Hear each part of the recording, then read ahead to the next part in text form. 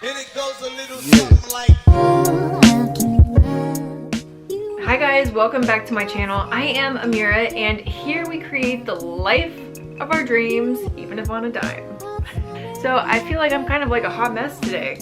I've been trying to do so many different things to get ready for my trip tomorrow to Austin. I'm stoked, like so excited. But I've been trying to finish this project and I've been running around, so I feel like I look like a hot mess, and yeah, my life is kind of a mess. But what's not a mess is this DIY project. I'm impressed with my damn self again, which is awesome. And I really can't wait to show you guys. So if you guys are anything like me, then you've had IKEA furniture that you've been like lugging around for years and years and years. Mine has water damage. It's like it's just crusty. Now, if you're also like me in the sense that you really want to do like a room makeover and like transform a room, but you don't really have like the budget to go buy completely new furniture, then this video is for you. Alright guys, don't judge my bedroom. It's a crazy mess. I have to do like a full bedroom flip. Like I need to flip my bed too because it's falling apart. So it's just a mess. It's a mess. But, hi guys. This week I think I'm gonna do an IKEA flip because I've had this furniture for so long and I love the functionality of IKEA, but I hate how plain and basic it looks. I've had this for so long. I have like candle wax all over this and it's just really beat up, and then it's been so annoying, like the freaking, oh well, it went that time. This is like totally like off the hinges or whatever. It needs to be streamlined, and that bottom drawer needs to be fixed, and all these clothes in here need to be gone through to minimize it because I have decided I'm a minimalist. We're also gonna do this little side table thing that I've been using. I even just like accidentally like peeled this up. There's water damage on this. Even though it comes out and in good, it's on the tracks good. It's just plain. I just feel like my room now and who I am is more like kind of like a boho. I wanted to bring more like texture into my room. So I was really inspired to basically turn my IKEA pieces in my bedroom into some like boho, like world market inspired pieces. So I sat and I came up with like a random idea of how I was going to transform these pieces of furniture, and it worked. It worked, and I had fun, and I really freaking love the way that they turned out. So without further ado guys, let's jump right into it. Here is how I transformed my dingy, crusty IKEA furniture into some awesome boho world market inspired pieces. So can't wait to show you guys. Let's go.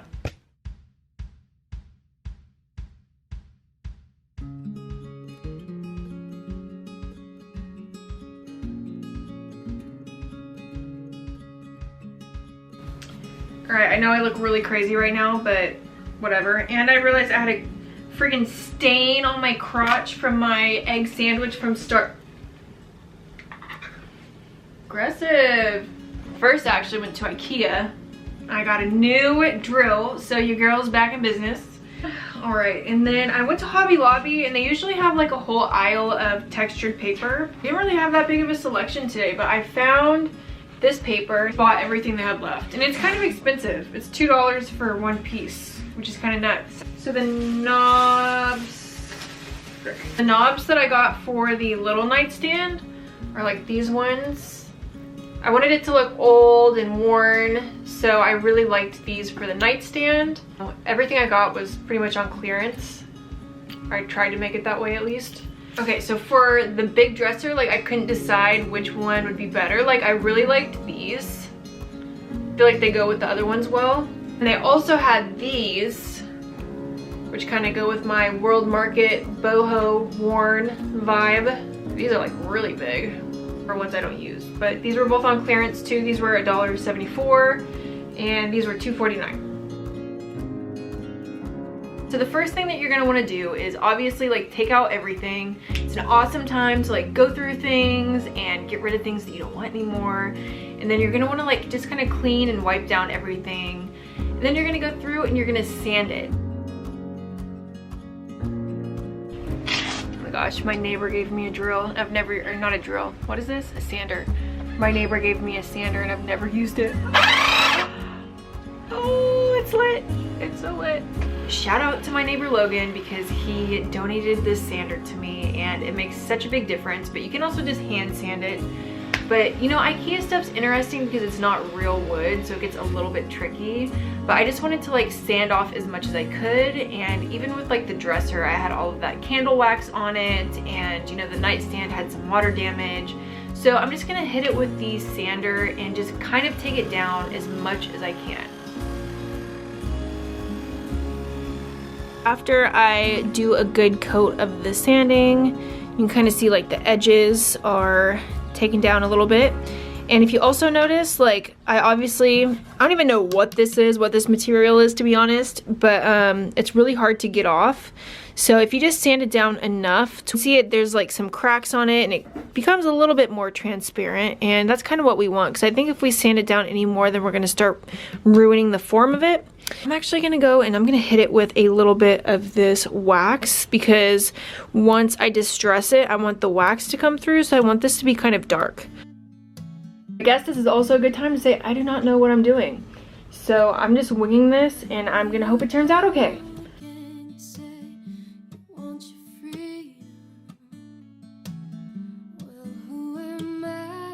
I'll also take this moment to say that my house is a complete disaster and I'm trying to like aim it to where I don't get anything in the background. I do have a very small space, so it's hard for it to not get cluttered, so just disregard all the junk in the back.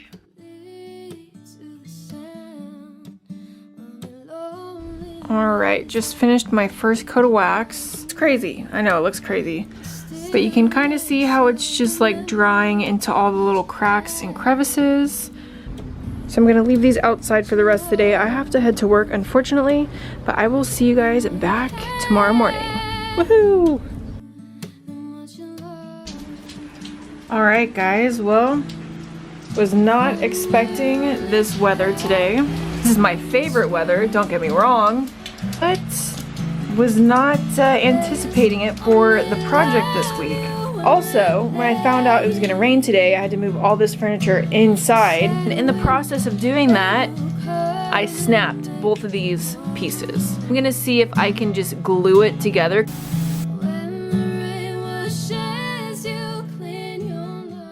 So I put on some wood glue to try to glue that piece of broken wood together and kind of just hoped for the best, and then kind of went in and just tightened up screws in hopes of making it stay on the tracks a little better.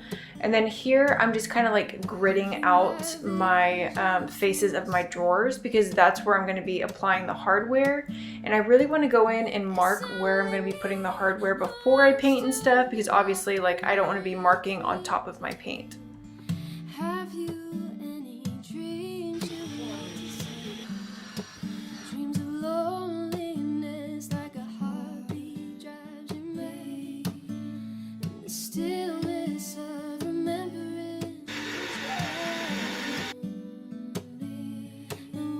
Alright, now it is time for the paint. I just got a Rust-Oleum chalk paint from the local hardware store, and this is like an off-white chiffon cream, I think is what it's called. And I just began to kind of paint this on. I also went and added like a marker to those drill holes. I added like a nail, and in one I think I added like a pin, just because you don't want to lose those holes when you paint over it. So go ahead and add one solid coat of paint to your furniture piece, and then we're going to take a little break from the painting and jump into the Mod Podge. When the rain washes you clean, you'll know. You'll know. Oh, thunder only happens when it's raining. We just finished our first coat. Things are getting a little messy in here. Muffs. What's on your eyeball? You're covered in paint. So before it gets any more dark, I'm gonna Mod Podge the front of these drawers just to show you guys how I do it. And I'm gonna get that on, and then I do have to do a second coat on everything. So let's jump into the Mod Podge. So you definitely don't have to get the dishwasher safe one. I just had this left over from my coffee mugs that I did, but Mod Podge is cool. It's kind of like a cross between Elmer's glue and a paint. And if you guys remember like doing paper mache in elementary school, that's kind of like what we're doing now. So think of it like I'm painting on the glue to the piece of furniture, and I'm also just applying it to the back of the paper as well. And I'm really just going to be soaking it so that it thoroughly sticks to the piece of furniture.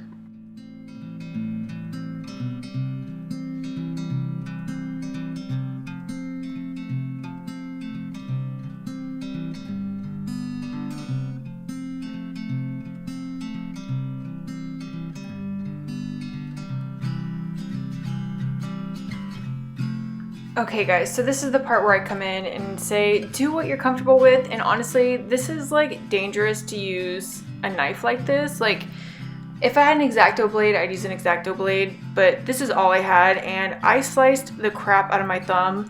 So make sure you're being safe when you're cutting the paper. You can use scissors too.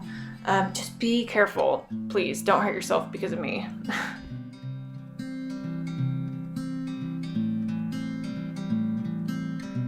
I am truly soaking the paper in the Mod Podge. Like I'm even going over the top of it with the Mod Podge. And then if you see too, like I have my hands and I'm like really like rubbing it into the wood. So I do that, and then I also have to add the other half. So I'm kind of just trying to like line up this piece of scrap paper with the previous pattern and continuing applying the Mod Podge.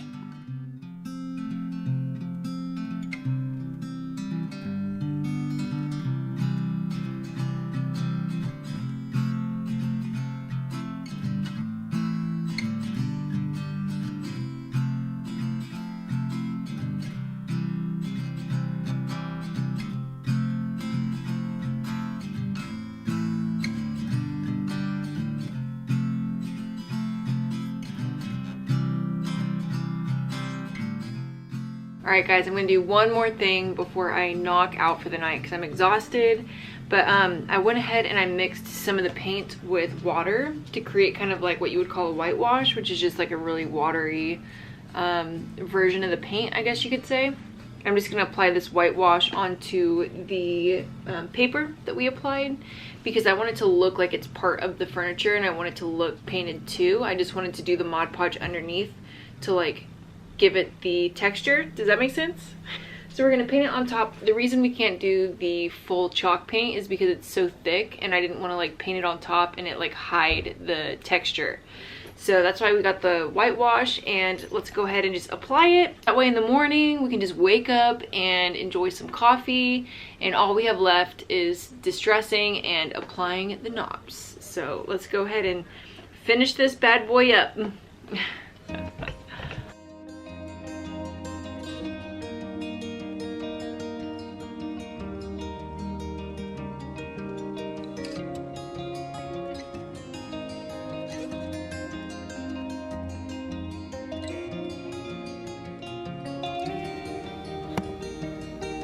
Good morning, friends. Oh my gosh, it's like a beautiful day.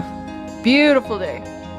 And look how awesome these are looking. After I did a whitewash on the textured paper, it's just like really blending in well. I didn't completely paint it in some spots because I thought it looked cool. I actually like the cracks because it really makes it look off the hinge, because it really just gives it that old look. So for today, I just need to sand it and finish it and apply the hardware. So I'm stoked. I'm absolutely stoked. Let's see how it turns out.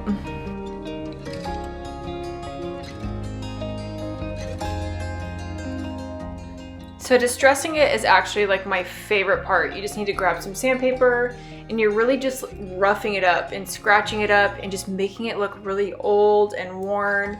And you're gonna wanna rub that sandpaper on the edges and corners, anywhere that is prone to be bumped and scratched and hit, and it really is just gonna start bringing it to life.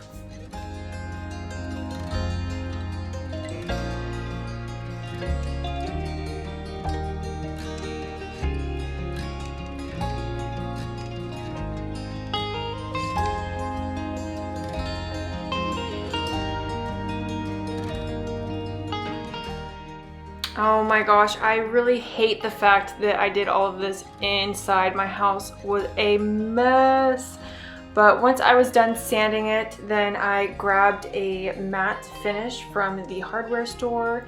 This was like ultra fast drying, which was awesome. And you really just want to seal your projects because it just keeps them safe. Just like putting a top coat of nail polish on, you know, it just helps it to not get damaged and just kind of protects it. So you paint it on like a normal paint and it literally just took a couple hours to dry, and then I got to put in the hardware, which was like the cherry on top of the cake.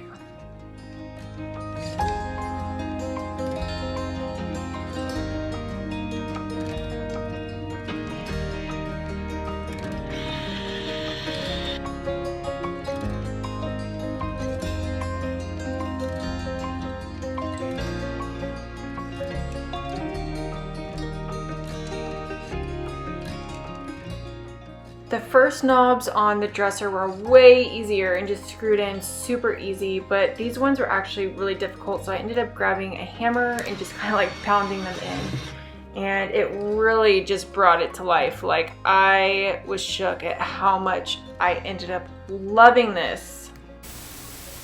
Okay guys, so you remember how cold this was and plain, and how I wanted more warmth and personality and texture? Well, it's exactly what I got, and I really couldn't be more happy with the way that these turned out. I really thought that I messed it all up, so I am pleasantly surprised to say the least.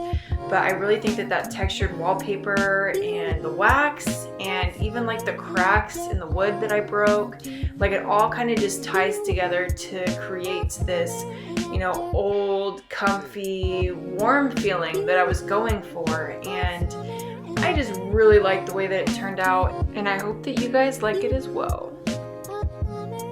Well, thank you guys so much for hanging out with me. I hope you enjoyed this video, and I hope it inspires you to transform some of your old furniture as well. So if you guys did enjoy this, if you would give me a thumbs up, comment below and just introduce yourself, tell me who you are, because I always appreciate knowing who's watching. And make sure you press that subscribe button for more DIYs, thrift flips, and the occasional lifestyle tip. So that's all I have for you guys today, but like I always say, love hard, be a light, and always have a little faith in your future. I'll see you guys next week. Bye!